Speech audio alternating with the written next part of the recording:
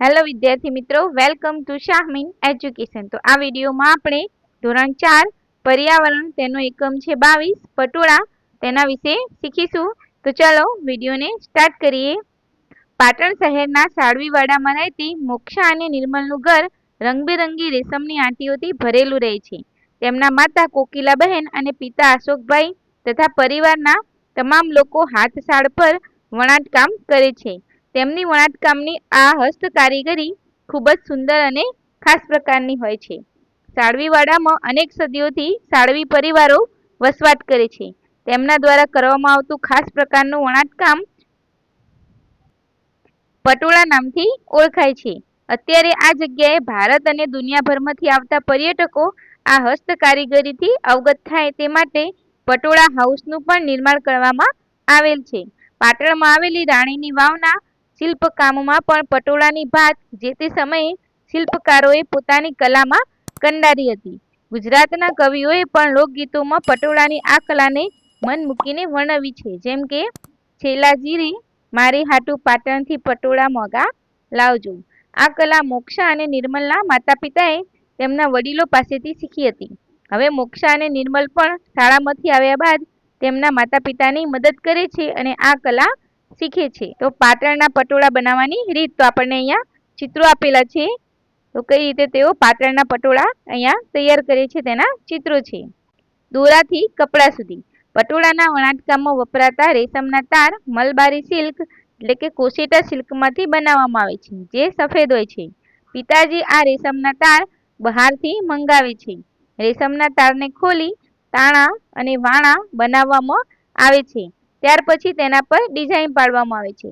ડિઝાઇનવાળા તારને યોગ્ય માપ લઈને દોરી બાંધવામાં આવે છે, જેને બાંધણી કામ કહેવાય છે। જે ભાગમાં રંગ કરવાનો હોય તે ભાગના દોરા છોડી તેના પર માપ મુજબ રંગ કરી તેને ફરીથી બાંધી દેવામાં આવે છે। આ કામ ખૂબ જ મહેનત અને સમય માગી લે છે। તાણા અને વાણાના તાર પર ડિઝાઇન અને રંગકામ થયા પછી તેને વણાટ માટે તાળ પર ગોઠવી વણાટકાર કરવામાં આવે છે। આમ 4 થી 6 માસની મહેનત પછી સુંદર અને રંગબેરંગી પટોળું તૈયાર થાય છે।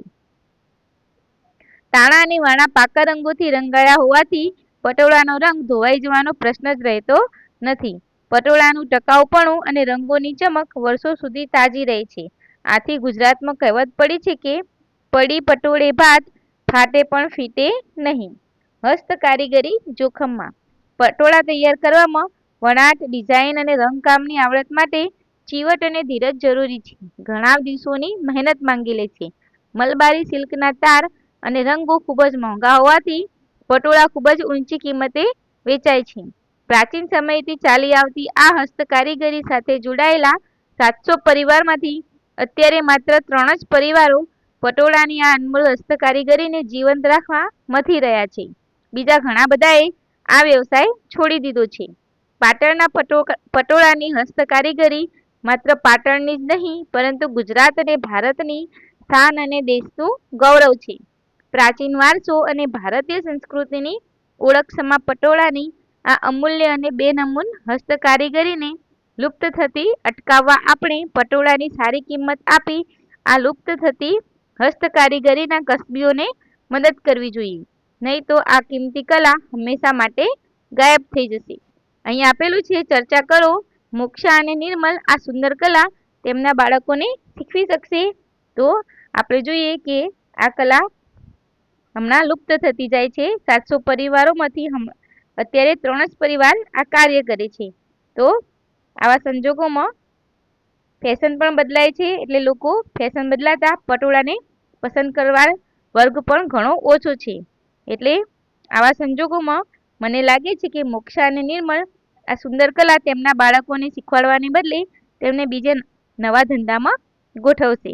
આગળ છે, તમારી નોટબુકમાં લખો તમને કોઈની ક્યારેય શાળ ઉપર કંઈ વણતા જોયા છે? તેઓ શું વણી રહ્યા હતા અને ક્યાં? તો હા, મેં શાળ ઉપર વણતા લોકોને જોયા છે। તેઓ શાળ પર કાપડ વણી રહ્યા હતા।